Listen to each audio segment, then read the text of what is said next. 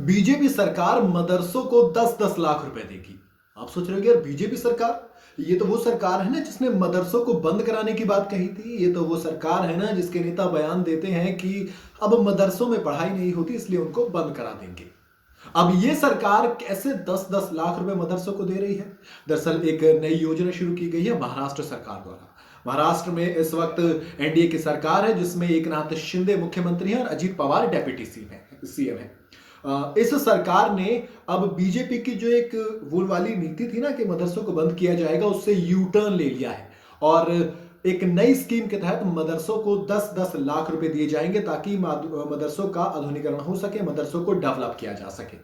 इस 10-10 लाख रुपए की जो रकम है इसका इस्तेमाल टीचर्स को सैलरी देने में किया जाएगा, लाइब्रेरियां बनाने में किया जाएगा और मदरसों के इंफ्रास्ट्रक्चर को डेवलपमेंट करने के लिए किया जाएगा। हालांकि इसके साथ दो तीन चीजें और भी हैं जो मदरसों को अब करनी पड़ेंगी।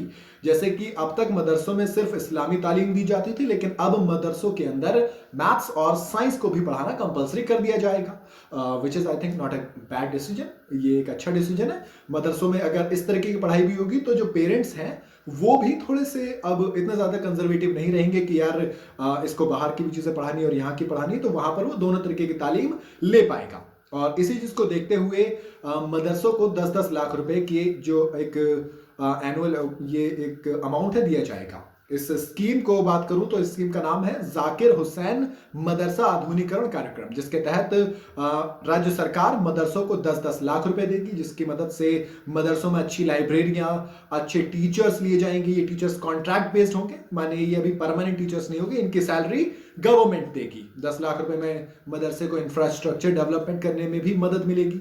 इसके अलावा सबसे इंपॉर्टेंट जो चीज है वो ये है कि 2024 के चुनाव से पहले मदरसों को 10-10 लाख रुपए देने का मतलब है कि बीजेपी अब उस नारे पे काम करे जो उसने दिया था, यानी कि सबका साथ, सबका विकास और सबका विश्वास।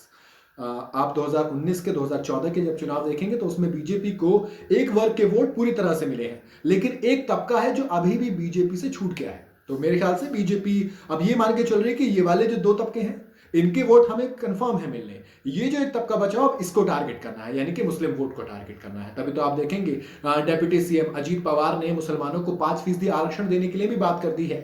अगर मैं अभी बात करूं तो ये जो स्कीम शुरू हुई है इसके लिए मदरसों को सबसे पहले तो वक्फ बोर्ड में रजिस्टर होना पड़ेगा और उसके बाद जो मैथ्स और साइंस है उसको भी कंपलसरी करना पड़ेगा, खुद को यूनिवर्सिटी के साथ एफिलिएट करवाना पड़ेगा। ये तमाम चीजें करनी पड़ेंगी, but it's not a very tough task to do, so I think they can do that. Apart from that, उसके अलावा अगर मैं बात करूं तो सबसे इंपॉर्टेंट जो चीज है वो ये कि मदरसों की बात अब तक अब बीजेपी के बड़े बड़े नेताओं की तरफ देखोगे तो ये कही जाती है कि मदरसे बंद कर दिए जाएंगे, और कई राज्य ऐसे हैं जहां पर मदरसे बंद भी किए गए। जो अनरजिस्टर्ड मदरसे हैं ये बोलकर बंद किया गया कि इनका रजिस्ट्रेशन नहीं है। ऐसे में महाराष्ट्र के अंदर अभी 121 मदरसे रजिस्टर्ड हैं और इनके अलावा जो भी मदरसे रजिस्टर्ड होंगे, नए भी आप जो रजिस्टर कराएंगे, सबको ये 10-10 लाख रुपए का जो अमाउंट है ये दिया जाएगा ताकि मदरसों को डेवलप किया जाए।